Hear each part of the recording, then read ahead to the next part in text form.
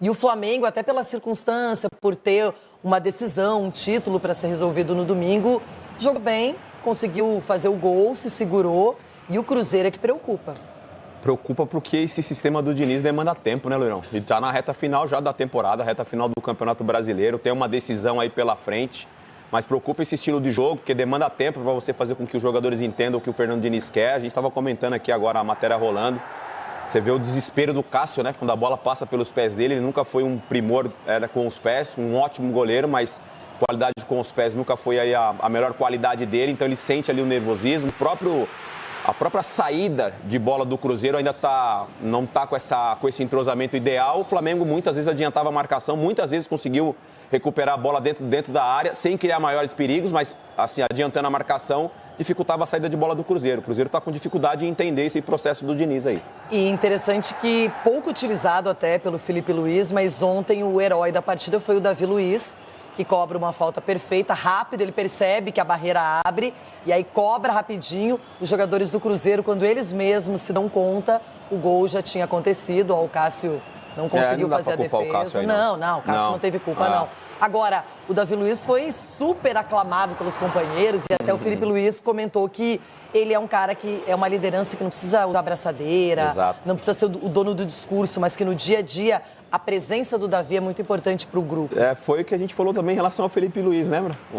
Será que os jogadores vão respeitar o Felipe Luiz? Vai respeitar, porque ele tem uma conduta no dia a dia extremamente profissional, e aí esse comentário também é para o Davi Luiz. Não é fácil para o nível do jogador, a história que ele tem, ficar no banco de reserva e jogar uma hora ou outra, e quando joga ele consegue fazer o papel dele. E ontem o Felipe Luiz, quando fala em relação a essa liderança, ele dentro do dia a dia ali do Flamengo deve ser um cara muito importante para o elenco.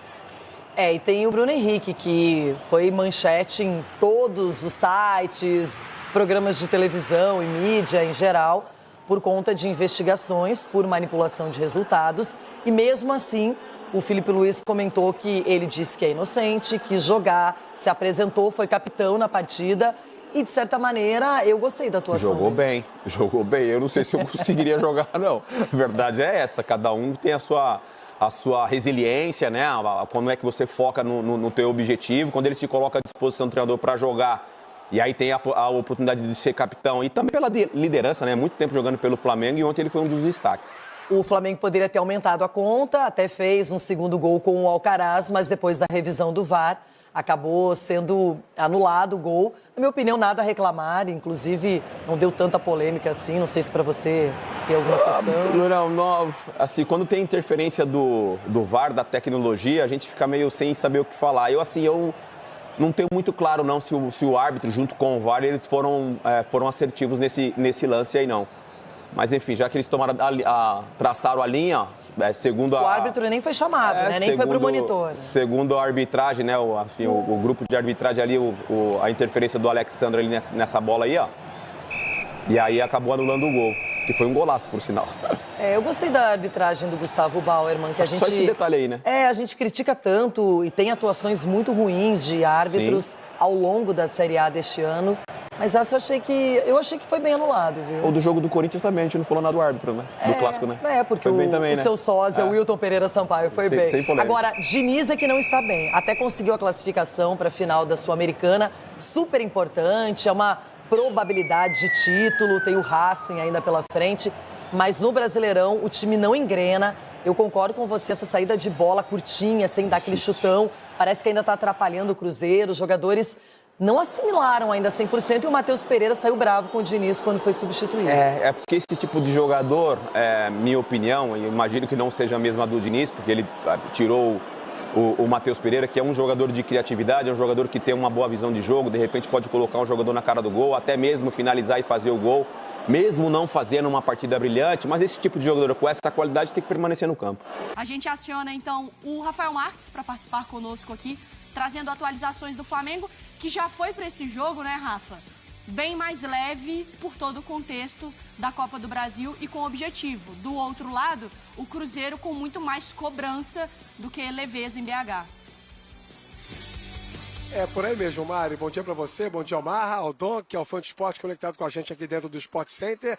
Futebol, quando você joga com menos pressão em determinada partida, a tendência é que as coisas elas transcorram de maneira um pouco mais natural, né? E dá até pra gente desenvolver a análise do jogo de ontem partindo desta premissa, que o Flamengo jogou com menos cobrança do que o Cruzeiro, bem menos cobrança. Inclusive pelo fator campo, né? Embora não fosse no Mineirão o jogo, era em BH, Cruzeiro mandante, e os números do Diniz são muito ruins como técnico do Cruzeiro. Apenas uma vitória, aquela que credencia o time a disputar a decisão da Sul-Americana e, aliás, cada vez mais o Cruzeiro depende de ganhar a Sul-Americana para jogar a Libertadores do ano que vem. Estacionou na 8ª posição, enquanto que o Flamengo atinge a 4ª colocação com 58 pontos, dependendo só de si para poder ir diretamente para a fase de grupos da Copa Libertadores, independentemente de ganhar ou não a Copa do Brasil no próximo domingo. Davi Luiz ontem fez um gol de falta, coisa que não acontecia com ele desde 2017, e ele acumula 7 gols de faltas em toda a sua carreira. E como o jogo do próximo domingo é em BH, contra o Atlético Mineiro, na Arena MRV, imaginava-se, antigamente era muito comum isso, que o Flamengo ficaria na capital mineira até domingo, treinasse lá hoje, amanhã, sábado, mas a comissão técnica com o comando do Felipe Luiz, ela prefere duas coisas: a estrutura do CT e a boa gestão de elenco. Os jogadores não ficariam muito satisfeitos em ficar 5, 6 dias em Belo Horizonte. Então o Flamengo voltou para o Rio de Janeiro logo depois do jogo, chegou pela manhã aqui no Rio e tem treino hoje à tarde, amanhã e sábado no CT. E somente no sábado à tarde é que o Flamengo segue para a capital mineira para a decisão contra o Atlético, jogo de ida aqui no Maracanã. O Flamengo venceu pelo placar de 3-1. O segundo jogo do time alternativo do técnico Fernando Diniz, empate com o Inter e vitória sobre o Cruzeiro, os 2 jogos fora de casa, Mari. E é exatamente essa a nossa tela, o Flamengo fora desde a estreia de Felipe Luiz. Com 4 jogos, 2 vitórias, 2 empates, não perdeu fora de casa, 66,7% de aproveitamento, 4 gols marcados e 1 gol sofrido. Vocês estão com o Rafa nessa análise de que o contexto do jogo para o Flamengo ele era mais leve do que necessariamente para o Cruzeiro. Sim. E que ele soube aproveitar isso no jogo, Marra? Sim, não tem como. Para mim, eu concordo. Eu acho que além dos 3 pontos, se você observar o campo, o Flamengo ontem sem um 9. Uhum. Aí alguém vai falar assim, o Bruno Henrique. Sim, ok, pode ser o Bruno Henrique. Mas o Bruno Henrique, a tendência dele é de cair pelos lados. Porque ele não é um 9 de jogar de costas. Ele é um 9 que tem outras características. Ele é um 9 ponta. Uhum. E ontem ele caía muito pelo lado esquerdo. Uhum. Era Matheus Gonçalves e Plata, sem centralizar. Na verdade, ontem, ficou para mim, não tinha ninguém ocupando a faixa do Arrascaeta. Uhum. Ninguém ocupando a faixa que o Gerson faz às vezes, do 10, quando está mais adiantado. Eram 4 atacantes, se você quiser colocar assim, mas eram 2 de lado pela direita, 2 de lado pela esquerda. E eu acho que vale também como avaliação, além dos 3 pontos. Que para algumas situações de jogo, por exemplo, no final de semana, o Flamengo pode, em algum momento, se o jogo tiver diferença de 2 gols, se o jogo tiver 2-1 para o Atlético, de repente pode valer a pena, vem Atlético, me ataca.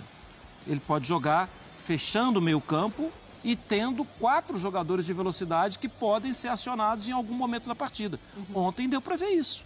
Bruno Henrique tem velocidade, Alcaraz tem velocidade, Matheus Gonçalves tem velocidade, Plata tem velocidade. Isso pode ser uma situação de jogo com outros nomes. Uhum. Então talvez o Felipe tenha até percebido isso, porque se você observar números do jogo, o Cruzeiro teve mais, né? Inclusive teve mais tempo no campo de ataque. Eu até pedi uma tela para mostrar, daqui a pouco a gente mostra isso, a presença de jogadores do Cruzeiro no campo de ataque, morando lá no ataque. E eu acho que isso também vale muito quando a gente olha para os números do aproveitamento fora de casa com o Felipe Luiz, também de estratégia, de entender qual vai ser o contexto da partida do seu adversário, porque é o Cruzeiro do Fernando Diniz, que naturalmente terá a bola, que naturalmente tentará controlar o jogo, e você pode pensar um antídoto / testes para outras situações também, Donk. Isso é muito legal, ainda mais para um treinador que está se apresentando agora ao futebol, como o Felipe Luiz, mostrar essas vertentes estratégicas que ele tem, dependendo do contexto, acho que foi muito bem. E até como o Marra projetou no setor ofensivo as opções que podem, até de peças, acho que o Everton Araújo mais uma vez entrando bem no jogo, né? Um jogador que tem chamado a atenção, ele já tinha sido titular na Copa do Brasil. E a gente falava da leveza do jogo, eu até me estenderia. Dos 4 times que entraram em campo ontem, para mim o Flamengo era o mais leve em relação ao confronto de ontem. Pelo impacto que isso pode ter numa um suposto não título de Copa do Brasil ou Libertadores, no caso do Galo, porque você fala do Atlético Goianiense está quase rebaixado, mas ainda briga. O Cruzeiro ainda precisa se estabelecer independentemente... Isso, de trabalho também, precisa apresentar resultados, né? Porque esse período é fundamental para você montar uma base pensando no jogo contra o Racing, porque hoje o Racing é um time mais consistente. Então, todo esse cenário... A derrota, acho que não teria tanto impacto para o Flamengo, mas essa vitória, da forma como foi, explorando esse Bruno Henrique agitado, movimentando bastante, e fez um bom jogo, acho que isso acabou sendo muito benéfico para o Flamengo em diferentes aspectos. Essa gestão do Felipe Luiz, né? Porque na coletiva pós-jogo, ele fala muito sobre... Ele lembra aquela coletiva do Jorge Jesus? Que ele fala descansar. Que descansar o quê? O cara tem que jogar, não existe isso. E o Felipe Luiz não fala com essas mesmas palavras, até pelos jeitos diferentes. Mas ele fala, cara, eu preciso dar minutagem pro jogador. O jogador que joga mais, ele fica melhor. E ele tem feito isso com o elenco do Flamengo, né? Eu acho que depende do jogador, né? O jogador, quanto mais joga, mais irrita o torcedor. Acho que o Alan é um grande exemplo. E o Arrascaeta, quanto mais joga, às vezes é mais arriscado. Descansar. Pois é, o Arrascaeta foi sincericida até, inclusive, na sua manifestação depois do jogo de ida da final do Copa do Brasil, quando ele expôs algo que o Flamengo certamente queria que fosse tratado internamente. Mas partir do próprio jogador dizer que está jogando um sacrifício e que vai fazer uma cirurgia no joelho ao final da temporada. Então já há aquela preocupação. E além disso também passa a haver, por parte dos adversários, aquela tensão especial, né? O cara não está 100%, uma chegadinha um pouco mais forte e tal, pode causar um desconforto. Enfim, tudo isso pertence aí à órbita, à natureza do futebol. Mas eu acho que depende do jogador, né, Mário? Não sei se os companheiros concordam, o Donk e o Marra, mas em alguns casos o jogador precisa do ritmo para poder se aproximar da sua excelência de qualidade técnica. Acho que o maior exemplo no Flamengo é o Alcaraz. Ontem, já no segundo tempo, dando sinais de cansaço, ele conseguiu aproveitar os espaços que o Cruzeiro deixou, porque naturalmente perdendo por 1-0 tinha que se lançar mais ao ataque. Ele aproveitou os espaços, fez ótimas jogadas, fez um gol curioso que foi anulado, e aí, claro, a tecnologia associada à interpretação, as duas trouxeram a resolução para o gol ser anulado, mas isso não tira o mérito do jogador também. Enfim, ele mais solto, mais próximo dos homens de frente, mostrou uma capacidade de se aproximar dos atacantes, de fazer a bola chegar no terço final, bem interessante. Algo que nós não tínhamos visto, pelo menos uma incidência tão latente como no jogo de ontem. E em alguns casos, como eu citei do Alan, de fato se mostram jogadores que não estão conseguindo corresponder, aproveitar as oportunidades quando elas surgem. A gente sempre fala, é um discurso comum, quase que uníssono, de que o Flamengo tem o melhor elenco do Brasil. E aí acho que o Felipe Luiz faz, nesse seu estágio como técnico do Flamengo, uma espécie de reforço dessa constatação, colocando o pessoal para jogar e tendo bom resultado. Vamos falar agora sobre também o lado do Cruzeiro, que aí eu acho... Flamengo, nação rubro-negra, Flamengo ganhou ontem do Cruzeiro e a mentalidade dessa diretoria rubro-negra não para, já avisando a próxima temporada, tendo em vista que o nome do Pogba, Francisco Pogba, craque de bola, pipocou hoje cedo no CT Ninho do Urubu, e não só o Pogba. Colombiano quadrado quer jogar no rubro-negro na próxima temporada. O jogador, inclusive, quer encerrar sua carreira jogando aqui no futebol brasileiro, tendo em vista que o atleta já fez sua carreira na Europa e quer retornar ao Brasil, quer jogar no futebol sul-americano e principalmente no Brasil, que a visibilidade é gigantesca. Então, assim, o Pogba está embaixo, a equipe da Juventus não irá renovar com o atleta. E o Flamengo pode ser esse clube que pode contratar o Pogba na próxima temporada por 2 anos de contrato. Eu quero saber de vocês, o Pogba daria visibilidade ao Flamengo? O que vocês acham? E o Quadrado chegando? Vocês já pensaram essas duas contratações bombásticas à frente do Flamengo? Será algo assim fantástico, algo extraordinário. Vamos torcer para que esses caras possam vir para o Flamengo e ajudar o Mengão a ganhar títulos que é o que todos nós queremos. Então é isso, galera. Se inscreva no canal, deixa o like. Quero saber de vocês, vocês aprovam essas contratações? Deixa aqui nos comentários pra gente estar debatendo sobre esse grande assunto. Saudações rubro-negras. Fiquem com Deus!